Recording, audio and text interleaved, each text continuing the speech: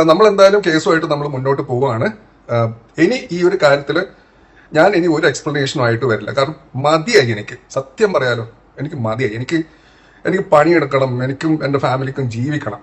അപ്പൊ ഇനി ദയവേത് നമ്മളെ ഉപദ്രവിക്കരുത് പ്ലീസ്. വളരെ സങ്കടകരമായ 2 ആഴ്ചകളിലൂടെയാണ് ഞാനും എൻ്റെ കുടുംബവും കടന്നുപോയത്. ഒരു എക്സ്പ്ലനേഷൻ തരാൻ ഇത്രയും വൈകിയത് എന്താണെന്ന് വെച്ച് കഴിഞ്ഞാൽ, ഈ കഴിഞ്ഞ ശനിയാഴ്ചയാണ് ഞങ്ങൾ രണ്ടുപേരും പോലീസ് സ്റ്റേഷനിലേക്ക് പോയി ഞങ്ങളുടെ സ്റ്റേറ്റ്മെന്റ് നമ്മൾ കൊടുക്കുന്നത്. നിങ്ങൾ ആലോചിക്കണം, ഞാൻ സ്റ്റേറ്റ്മെന്റ് കൊടുത്തിട്ടേ ഉള്ളൂ, കേസ് കോടതിയിലേക്ക് പോയിട്ട് പോലും ഇല്ല. അപ്പോഴേക്കും മീഡിയ ട്രയൽ കഴിഞ്ഞു. ഞാനും എൻ്റെ ഭാര്യയും ചീറ്റേഴ്സായി. ചില ചാനലുകളിൽ 33 ലക്ഷം, ചിലതിൽ 35, ചിലതിൽ 38, ചിലതിൽ കോടികൾ, ഇത്ര രൂപ ഞാനും അവളും പിന്നെ മോഷ്ടിച്ചു, പറ്റിച്ചു. ഞാൻ ഒളിവിലാണെന്നുള്ള വാർത്ത വന്നു, ഞാൻ അറസ്റ്റ് ചെയ്തു എന്ന് പറഞ്ഞ വാർത്ത വന്നു. എൻ്റെ സൈഡ് എന്താണെന്ന് ആരും ചോദിച്ചില്ല. അപ്പൊ അത് കൂടാതെ ഈ പറഞ്ഞ നിജു എന്ന് പറഞ്ഞ വ്യക്തി പോലീസിൽ നിന്നും മീഡിയയിൽ നിന്നും മറച്ചു വെച്ച കുറെ കാര്യങ്ങളുണ്ട്. അപ്പൊ ആ കാര്യങ്ങളൊക്കെ അതൊക്കെ ക്രിട്ടിക്കൽ ആയിട്ടുള്ള കാര്യങ്ങളാണ്. അപ്പൊ അതൊക്കെ നിങ്ങളോട് പറയാൻ വേണ്ടിയിട്ടാണ് ഞാൻ ഈ വീഡിയോ ചെയ്യുന്നത്. ദയവ് ചെയ്ത് ഇത് അവസാനം വരെ കാണണം പ്ലീസ്, ഇറ്റ്സ് എ റിക്വസ്റ്റ്. കഴിഞ്ഞ കുറെ ദിവസങ്ങളായിട്ട് നിങ്ങൾ കേട്ടോണ്ടിരിക്കുന്ന ഒരു പേരായിരിക്കും ഇറ്റേണൽ റേ പ്രൊഡക്ഷൻസ് എന്നാണ്. ഇറ്റേണൽ റേ പ്രൊഡക്ഷൻസ് എന്ന് പറയുന്നത് എൻ്റെ വൈഫ് സൈറയും ഞാനും കൂടെ ഒരുമിച്ചുള്ള നമ്മുടെ ഒരു ബേബി ആണ് ഇറ്റേണൽ റേ പ്രൊഡക്ഷൻസ് എന്ന് പറയുന്നത്. അപ്പൊ അങ്ങനെ ഇറ്റേണൽ റേ പ്രൊഡക്ഷൻസ് 2024 ദുബായിൽ ഉയരെന്നും പറഞ്ഞിട്ട് ഒരു ഷോ ചെയ്തു. അതിൽ എല്ലാ ആർട്ടിസ്റ്റുകളും ഉള്ള ഒരു വലിയൊരു ഷോ. പക്ഷെ അത് കഴിഞ്ഞിട്ട് അത് ഹിറ്റായിരുന്നു. അതിപ്പോ നമുക്ക് അതേപോലത്തെ ഒരു സംഭവം നമുക്ക് ഇവിടെ നമ്മുടെ നാട്ടിൽ ചെയ്യണമെന്ന് ഒരു ആഗ്രഹം. അപ്പൊ അങ്ങനെ ഞങ്ങൾ തീരുമാനിച്ചു, ഓക്കെ എന്നാ പിന്നെ കൊച്ചിയിൽ നമുക്ക് ഉയരെ ചെയ്യാം. അപ്പം നമ്മളിത് ചെയ്യാൻ തീരുമാനിച്ച സ്ഥിതിക്ക് നമ്മൾ ഈ പ്രൊഡക്ഷൻ കമ്പനീസിന്റെ അടുത്ത് നമ്മൾ കൊട്ടേഷൻ എടുക്കണം. ആ കൂട്ടത്തിൽ വന്ന ഒരു കമ്പനിയായിരുന്നു ഉദയാപ്രോ. ഉദയാപ്രോയുടെ CEO എന്നും പറഞ്ഞിട്ട് നിജുരാജ് എന്ന് പറഞ്ഞ വ്യക്തി first time Shan Rahman music conservative എന്റെ സ്ഥാപനത്തിലേക്ക് വന്നിട്ട് അവിടെ നിന്നാണ് ഈ നിജുരാജുമായിട്ടുള്ള ഫസ്റ്റ് മീറ്റിംഗ് നടക്കണേ. അങ്ങനെ നമ്മൾ തീരുമാനിച്ചു, ഓക്കെ ഉദയാപ്രോ ഫിക്സ്ഡ് എന്ന് പറഞ്ഞു. പക്ഷെ സംഭവിച്ചെന്താന്ന് വെച്ചാൽ നമുക്ക് വിചാരിച്ച രീതിയിൽ നമുക്ക് സ്പോൺസേഴ്സിനെ നമുക്ക് കിട്ടിയില്ല. അങ്ങനെ ഇരിക്കെ ഒരു യൂണിവേഴ്സിറ്റിയിൽ നിന്ന് നമുക്കൊരു എൻക്വയറിയും കൂടി വന്നു. അതായത് വലിയ ഉയരെ അല്ലാതെ ഒരു ചെറിയ ഷോ ചെയ്യാൻ വേണ്ടിയിട്ട്. അപ്പൊ ഞങ്ങൾക്കാണെങ്കിൽ ഇപ്പുറത്തെ സൈഡിൽ നമുക്ക് സ്പോൺസേഴ്സിനെ കിട്ടുന്നില്ല. ഞങ്ങൾ വിചാരിച്ചെന്നാൽ പിന്നെ ഇത് വേണ്ട, നമുക്ക് ഉയരെ നമുക്ക് മറ്റൊരു അവസരത്തിലേക്ക് നമുക്ക് മാറ്റി വെക്കാം, എന്ന് നമുക്ക് ഈ ചെറിയ ഷോ നമുക്ക് ചെയ്യാം.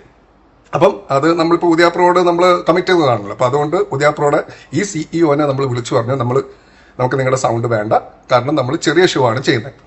അപ്പൊ നിജുരാജാണ് പറയുന്നത് അദ്ദേഹത്തിന് വേറൊരു കമ്പനി ഉണ്ട്, അറോറ എന്റർടൈൻമെന്റ്സ് എന്ന് പറഞ്ഞിട്ട്. അപ്പോൾ അവര് ഈ 25 lakhs ഇൻവെസ്റ്റ് ചെയ്യാൻ റെഡിയാണ്. അങ്ങനെ നിജു 25 lakhs പ്ലസ് പ്രൊഡക്ഷൻ നോക്കിക്കോളാം എന്ന് പറഞ്ഞു. 25 lakhs ഇൻവെസ്റ്റ്മെന്റ് ആൻഡ് പ്രൊഡക്ഷൻ. നിജുയുടെ കണ്ടീഷൻസ് എന്തായിരുന്നു എന്ന് വെച്ച് കഴിഞ്ഞാൽ 70% ഓഫ് ദ പ്രോഫിറ്റ് ആൻഡ് പരിപാടിയുടെ പേര് അറോറ ഫെസ്റ്റ് എന്ന് വെക്കണം എന്നായിരുന്നു.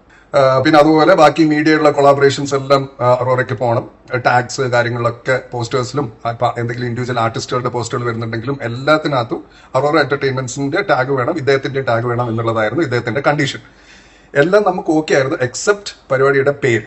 അപ്പൊ അത് നമുക്ക് ഉയരെ തന്നെ വെക്കണം എന്ന് നമ്മൾ പറഞ്ഞു. അതിന് അദ്ദേഹം എഗ്രിയും കൂടെ ചെയ്തു. അങ്ങനെ പുള്ളിയുടെ എല്ലാ കാര്യങ്ങളും നമ്മൾ വിശ്വസിച്ച് മുന്നോട്ട് പോയിട്ട് നമ്മൾ നമ്മുടെ ഷോ അനൗൺസ് ചെയ്തു. അങ്ങനെ ഡിസംബർ 1st വീക്കായി, ഡിസംബർ 2nd വീക്കായി. നിജയുടെ സൈഡിൽ നിന്ന് എഗ്രിമെന്റ് ഇല്ല, ഒരു അഡ്വാൻസ് പേയ്മെന്റ് പോലും ഇല്ല. നമ്മുടെ സൈഡിൽ നിന്നാണെങ്കിൽ പ്രൊമോഷണൽ ആക്ടിവിറ്റീസും കാര്യങ്ങളൊക്കെ നമ്മൾ സ്റ്റാർട്ടും ചെയ്തു. നമ്മുടെ സൈഡിൽ നിന്ന് എക്സ്പെൻസസ് വരാൻ തുടങ്ങി. അങ്ങനെ ഇരിക്കെ ഞങ്ങൾ നിജുവിനോട് ചോദിച്ചു, നിജു ഈ 25 lakhs ഇൻവെസ്റ്റ്മെന്റ് എന്നുള്ളതൊന്ന് 35 lakhs ആക്കാൻ പറ്റുമോ? കാരണം നമ്മുടെ സൈഡിൽ നിന്ന് എക്സ്പെൻസസ് ഇങ്ങനെ ബിൽഡപ്പ് ചെയ്ത് വരാൻ തുടങ്ങി. അപ്പൊ അതിന് അദ്ദേഹം എഗ്രി ചെയ്തില്ല. പകരം നമുക്ക് പ്രോഫിറ്റിന്റെ ഷെയറിംഗ് മാറ്റാം എന്ന് രണ്ടുപേരും മ്യൂച്വലി എഗ്രി ചെയ്തു. അതായത് നേരത്തെ 70-30 എന്നായിരുന്നു, 70 നിജു 30 നമ്മൾ എന്നുള്ളത്, അത് മാറിയിട്ട് 60-40 മാറി. 60 നിജുവിനും 40 നമുക്കും. അങ്ങനെ ജനുവരി 14 ആയി. നിജു എഗ്രിമെന്റും തരുന്നില്ല, പൈസയും തരുന്നില്ല, ഒന്നുമില്ല. അപ്പൊ ഞങ്ങളുടെ സൈഡിൽ നിന്ന് ഒരു എഗ്രിമെന്റ് ഡ്രാഫ്റ്റ് ചെയ്തിട്ട് നിജുവിന് അയച്ചു കൊടുത്തു. അപ്പൊ പുള്ളി ജനുവരി 16 ഒരു 5 ലക്ഷം രൂപ എന്റെ കമ്പനിയിലേക്ക് ഇട്ടു. അപ്പൊ ഈ ഒരു 5 ലക്ഷം നിങ്ങളൊന്ന് ഓർത്ത് വെക്കണം. കാരണം എന്താണെന്ന് വെച്ച് കഴിഞ്ഞാൽ ഈ 5 ലക്ഷത്തിനെ പറ്റി പുള്ളി FIRൽ മെൻഷൻ ചെയ്തിട്ടില്ല. പിന്നെ പുള്ളിയുടെ മൊഴിയിലും, പോലീസിന് പുള്ളി കൊടുത്ത മൊഴിയിലും ഇങ്ങനെ ഈ 5 ലക്ഷം പ്ലസ് GSTയുടെ ഒരു അഡ്രസ്സും ഇല്ല. അങ്ങനെ 24 ഷോയുടെ തലേ ദിവസം ആ വെന്യൂവിൽ പോയപ്പോഴാണ് ഞെട്ടിക്കുന്ന ഒരു സത്യം ഞാൻ മനസ്സിലാക്കുന്നത്. അതിന്റെ പ്രൊഡക്ഷൻ കമ്പനി മുഴുവൻ മാറി എന്നുള്ളത്. അതായത് ഉദയാപ്രോ അല്ല പ്രൊഡക്ഷൻ ചെയ്യുന്നതെന്നുള്ളത് എനിക്ക് അവിടെ വെച്ചാണ് എനിക്ക് മനസ്സിലാവുന്നത്. ഇത് ആസ് എ പാർട്ട്ണർ എന്നോട് ചെയ്യേണ്ട ഒരു കാര്യമില്ല, ആസ് എൻ ആർട്ടിസ്റ്റ് എന്നോട് ചെയ്യേണ്ട കാര്യമില്ല. കാരണം അത് വളരെ വൈറ്റൽ ആയിട്ടുള്ളൊരു ചേഞ്ചാണ് അവിടെ നടത്തിയിരിക്കുന്നത്. അത് നമ്മളിൽ നിന്നത് മറച്ചു വെച്ചു. പിന്നെ ലാസ്റ്റ് മിനിറ്റ് ആയതുകൊണ്ട് ഞാൻ ഒന്നും മിണ്ടിയില്ല, എന്തെങ്കിലും ആവട്ടെ എന്ന് വിചാരിച്ചു. അപ്പൊ ഇതിൽ രസകരമായ മറ്റൊരു കാര്യം എന്താണെന്ന് വെച്ച് കഴിഞ്ഞാൽ, ഈ പ്രൊഡക്ഷൻ കമ്പനി, അതായത് ഇപ്പോൾ ഉദയാപ്രോ അല്ലാന്ന് നമുക്ക് മനസ്സിലായല്ലോ, നമ്മളെ അറിയിച്ചതുമില്ല. ഈ പുതിയ പ്രൊഡക്ഷൻ കമ്പനിയെ ഇദ്ദേഹം സമീപിക്കുന്നത് ഷാൻ റഹ്മാന്റെ പ്രൊഡക്ഷൻ മാനേജർ എന്ന് പറഞ്ഞിട്ടാണ്, അല്ലാതെ ഉയരയുടെ പാർട്ട്ണർ എന്ന് പറഞ്ഞിട്ടല്ല. ബാക്കിയുള്ള എല്ലാ സ്ഥലങ്ങളിലും ഇദ്ദേഹം ഉയരയുടെ പാർട്ട്ണറാണ്. കാരണം പോസ്റ്ററിൽ പേരുണ്ട്, പുള്ളിയുടെ ടാഗ് ഉണ്ട്, എല്ലാം ഉണ്ട്. ഈ ഒരു സ്ഥലത്ത് മാത്രം പുള്ളി ഷാൻ റഹ്മാന്റെ പ്രൊഡക്ഷൻ മാനേജർ. എന്താണെന്ന് വെച്ച് കഴിഞ്ഞാൽ, ഷോ കഴിഞ്ഞിട്ട് ഇനി എന്തെങ്കിലും ഇഷ്യൂസോ കാര്യങ്ങളോ ഉണ്ടെങ്കിൽ അതിന്റെ റെസ്പോൺസിബിലിറ്റീസിന് പുള്ളി മാറി. അപ്പൊ ഇതൊരു കാൽക്കുലേറ്റഡ് മൂവ് ആയിട്ട് എനിക്ക് തോന്നി. നമ്മളിൽ നിന്ന് മറച്ചു വെച്ച മറ്റൊരു വൈറ്റൽ ഇൻഫർമേഷൻ ആയിരുന്നു അവിടെ ഡ്രോൺ പറത്താനുള്ള പെർമിഷൻ ഇല്ല എന്നുള്ളത്. അത് ഡ്രോൺ പറത്തി. എന്നിട്ട് പുലർച്ചെ വരെ അവിടെ നിന്നിട്ട് അവന് ജാമ്യം നിന്ന് ഇറക്കിക്കൊണ്ടുവന്നത് നമ്മുടെ ടീം മെമ്പേഴ്സാണ്. അങ്ങനെ ഉയരെ ഷോ കഴിഞ്ഞു. നമ്മുടെ സൈഡിലുള്ള പേയ്മെന്റ്സും കാര്യങ്ങളൊക്കെ സെറ്റിൽ ചെയ്ത് തുടങ്ങി. ആ സമയത്ത് നിജു ഒരു 45 ലക്ഷത്തിന്റെ ഒരു ബില്ലുമായിട്ട് വന്നു. അപ്പൊ ഇത് എന്തിന്റെ ബില്ലാണെന്ന് റൈറ്റിംഗിൽ തരാൻ പറഞ്ഞു. കാരണം മനസ്സിലായില്ല. അപ്പം റൈറ്റിംഗിൽ വന്നപ്പം അത് ഈ 45 ലക്ഷം എന്നുള്ളത് 47ആയി. പിന്നീട് അത് 51ആയി. നിങ്ങളൊരു കാര്യം മനസ്സിലാക്കണം, നിജു പാർട്ട്ണറാണ്. പാർട്ട്ണർ എന്ന് പറഞ്ഞിട്ട് ഇൻവെസ്റ്റും ചെയ്തില്ല. എന്നിട്ട് ഈ പറയുന്ന പോലെ നിജുയുടെ എക്സ്പെൻസ് കൂടെ ഞങ്ങൾ കൊടുക്കണം എന്ന് പറഞ്ഞു കഴിഞ്ഞാൽ അത് എവിടുത്തെ ന്യായമാണത്? ഇതിന് ശേഷം നിജു നിരന്തരമായിട്ട് സൈറനെ വിളിച്ച് സൂയിസൈഡ് ചെയ്യും, പിന്നെ വേറെ വഴിയില്ല, ആത്മഹത്യ ചെയ്യും. ഉയരെ എന്ന് പറഞ്ഞ ഷോ ഒരു വിഷ്വൽ ട്രീറ്റ് ആയിരുന്നു. പക്ഷെ ഇറ്റ് വാസ് എ ലോസിലാണ്. അത് നിജുവിനും അറിയാം. കാരണം ബുക്ക് മൈ ഷോയുടെ പിന്നെ ഐഡിയും പാസ്വേഡും ഒക്കെ നമ്മൾ ഓൾറെഡി കൊടുത്തതാണ്. അപ്പൊ ഈ 2 ആഴ്ചത്തെ കണ്ടിന്യൂസ് ഹറാസ്മെന്റ്സിന് ശേഷം സൈറ ഓൾമോസ്റ്റ് ഔട്ടായി തുടങ്ങി. അപ്പോൾ എന്നോട് പറഞ്ഞു, ആ ഇട്ട 5 ലക്ഷം രൂപ ഞാൻ തിരിച്ചു കൊടുക്കാണ്. ഞാൻ എന്റെ പൊന്നു പോലെ നിനക്ക് അതാണ് നിനക്ക് സമാധാനം തരുന്നെങ്കിൽ നീ അത് തിരിച്ചു കൊടുത്തോ എന്ന് ഞാൻ പറഞ്ഞു. ഫെബ്രുവരി 20 തീയതി നിജു ആകെ ഇട്ട 5 ലക്ഷം രൂപ സൈറ തിരിച്ചു കൊടുത്തു. ഓക്കെ. അപ്പം എന്നിട്ട് പറഞ്ഞു, ഈ ഒരു കാര്യം പറഞ്ഞിട്ട് നിജു എന്നെ വിളിക്കരുത്, കയ്യിൽ നിന്ന് പോയിരിക്കുകയാണെന്ന് പറഞ്ഞു. ഇവൻ തൊട്ടടുത്ത ദിവസം തന്നെ വീണ്ടും തുടങ്ങി ആത്മഹത്യാ സംഭവം. അപ്പം സൈറ എന്നെ വിളിച്ചിട്ട് സ്ക്രീം ചെയ്തിട്ട് ചില കാര്യങ്ങൾ എന്നോട് പറഞ്ഞു. അപ്പൊ എനിക്ക് മനസ്സിലായി ഇവള് കംപ്ലീറ്റ്ലി ഔട്ടായി എന്നുള്ള കാര്യം. അപ്പോഴാണ് ഞാൻ നിജുവിന് ആ ഒരു വോയിസ് നോട്ട് അയക്കുന്നത്. അപ്പൊ അതിന്റെ ബിറ്റ്സ് ആൻഡ് പീസസ് മാത്രമാണ് ഇപ്പം ബാക്കിയുള്ള സ്ഥലങ്ങളിലൊക്കെ വന്നുകൊണ്ടിരിക്കുന്നത്. അത് ഞാൻ എക്സ്പ്ലെയിൻ ചെയ്യാം. അതൊരു 5.5 മിനിറ്റ് നീളമുള്ള വോയിസ് നോട്ടാണ്. അപ്പൊ അതിന്റെ നിങ്ങളെ പ്രൊവോക്ക് ചെയ്യുന്ന ചില ഭാഗങ്ങൾ മാത്രമേ പുറത്തു വന്നിട്ടുള്ളൂ. അതിൽ ഞാൻ പല പല കാര്യങ്ങൾ പറയുന്നുണ്ട്. ഇപ്പൊ എന്തായാലും പുറത്തു വന്ന കാര്യങ്ങളെ കുറിച്ചുള്ള എക്സ്പ്ലനേഷൻ ആയിരിക്കും ഞാൻ ഇത് തരാൻ പോകുന്നത്. ആദ്യത്തത്, ആർക്കറിയാം ഒറോറ എന്റർടൈൻമെന്റ്സ്? അങ്ങനെയല്ല ഞാൻ പറഞ്ഞത്. ആ ഒരു സംഭവം ഞാൻ പറയേണ്ട കാരണം വെച്ചാൽ, സൈറ നിജുവിനോട് പറഞ്ഞു, നിജു ഒരു ഇൻവെസ്റ്റ്മെന്റും ഇല്ലാതെ ഇത്രയും സെലിബ്രിറ്റീസ് ഒക്കെ ഈ അറോറയുടെ പേരും നിജുയുടെ പേരും ഒക്കെ വെച്ചിട്ട് ഇത്രയും പോസ്റ്റേഴ്സും കാര്യങ്ങളൊക്കെ ഷെയർ ചെയ്തിട്ട്, അപ്പൊ അതിന്റെ വിസിബിലിറ്റി എന്തായാലും ഓരോർക്ക് കിട്ടിയിട്ടുണ്ട്. ആ ഒരു കാര്യം നിജുവിനോട് പറഞ്ഞപ്പോഴും നിജു സൈറയോട് പറഞ്ഞു, ERP ആർക്കറിയാം, അതായത് ഇറ്റേണൽ പ്രൊഡക്ഷൻസ് ആർക്കറിയാം എന്നൊരു വാക്ക് ചോദിച്ചു. ഇതെന്റെ മറുപടിയായിരുന്നു അതിനോടുള്ളത്. പിന്നെ രണ്ടാമത്തെ വിഷയം നിങ്ങൾ കേൾക്കുന്നത്, അതായത് ഞാൻ പറയുന്നത് പൈസ ഞാൻ കൊടുത്തോളാം, അതെങ്ങനെയെങ്കിലും ഉണ്ടാക്കി കൊടുത്തോളാം എന്നൊരു ചെറിയൊരു ബിറ്റോടി ഉണ്ടല്ലോ. ഇതിൽ ഒക്കെ നമ്മൾ മറന്നു പോകുന്ന, നമുക്ക് വേണ്ടി പണിയെടുത്ത ആൾക്കാരുണ്ട്. അത് നമ്മുടെ വെൻഡേഴ്സാണ്. അപ്പൊ അത് പ്രോഫിറ്റ് ആണെങ്കിലും ലോസ് ആണെങ്കിലും നമ്മൾ ഗവനിക്കണം, അവർക്കുള്ള പൈസ നമ്മൾ കൊടുക്കണം.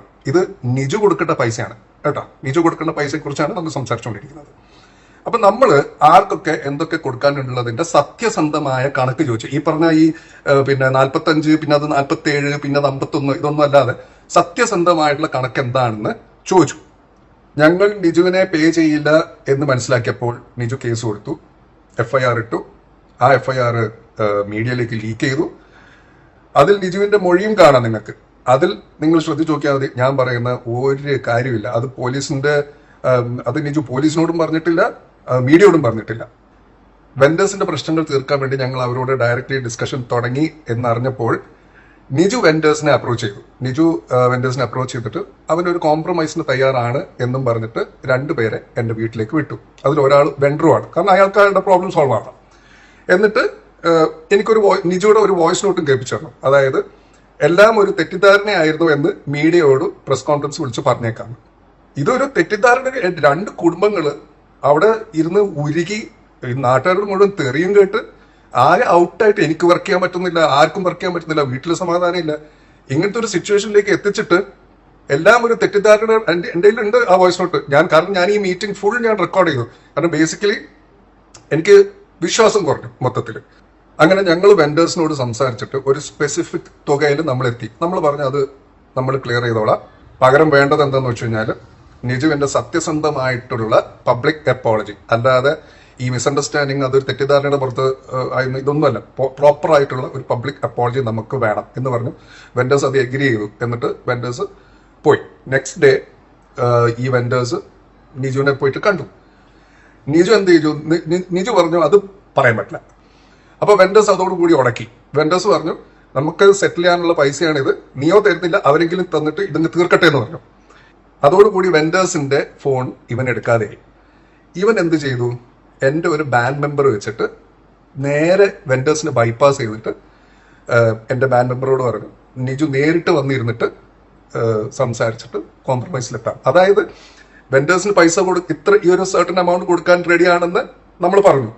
അപ്പൊ ആ പൈസ, വെൻഡേഴ്സിന് കൊടുക്കേണ്ട പൈസ ഇങ്ങോട്ടേക്ക് മറിക്കാൻ നേരെ നിജുവിന് കൊടുത്തു കഴിഞ്ഞാൽ അവൻ എന്താ വേണമെന്ന് വെച്ച് കഴിഞ്ഞാൽ പ്രസ്സിൽ വന്ന് പറഞ്ഞോളാണ്. അപ്പൊ ഇങ്ങനെ ഒരു ഇൻസിഡന്റ് നടന്നു എന്ന് ഞാൻ വെൻഡേഴ്സിനെ വിളിച്ചിട്ട് പറഞ്ഞപ്പം വെൻഡേഴ്സ് പറഞ്ഞു ഇങ്ങനത്തെ ഒരു തരികട പരിപാടി അവൻ ചെയ്തിട്ടുണ്ടെങ്കിൽ ഇക്കയുടെ വഴിക്ക് വിട്ടോ, അവന്റെ കയ്യിൽ നിന്ന് മേടിക്കാനുള്ള പൈസ ഞങ്ങൾ മേടിച്ചെടുത്തോളാം എന്ന് പറഞ്ഞു. ആ ടോപ്പിക് അവിടെ സ്റ്റോപ്പ് ടൈം. ഇപ്പോഴത്തെ കറന്റ് സിറ്റുവേഷൻ എന്താണെന്ന് വെച്ച് കഴിഞ്ഞാൽ ഞങ്ങൾ 29-ാം തീയതി പോലീസ് സ്റ്റേഷനിൽ പോയി ഞങ്ങൾ മൊഴി കൊടുത്തു. അപ്പോൾ നമ്മൾ എന്തായാലും കേസുമായിട്ട് നമ്മൾ മുന്നോട്ട് പോവുകയാണ്. ഇനി ഈ ഒരു കാര്യത്തിൽ ഞാൻ ഇനി ഒരു എക്സ്പ്ലനേഷനും ആയിട്ട് വരില്ല. കാരണം മതിയായി, എനിക്ക് സത്യം പറയാലോ, എനിക്ക് മതിയായി. എനിക്ക് പണിയെടുക്കണം, എനിക്കും എൻ്റെ ഫാമിലിക്കും ജീവിക്കണം. അപ്പൊ ഇനി ദയവ് ചെയ്ത് നമ്മളെ ഉപദ്രവിക്കരുത് പ്ലീസ്.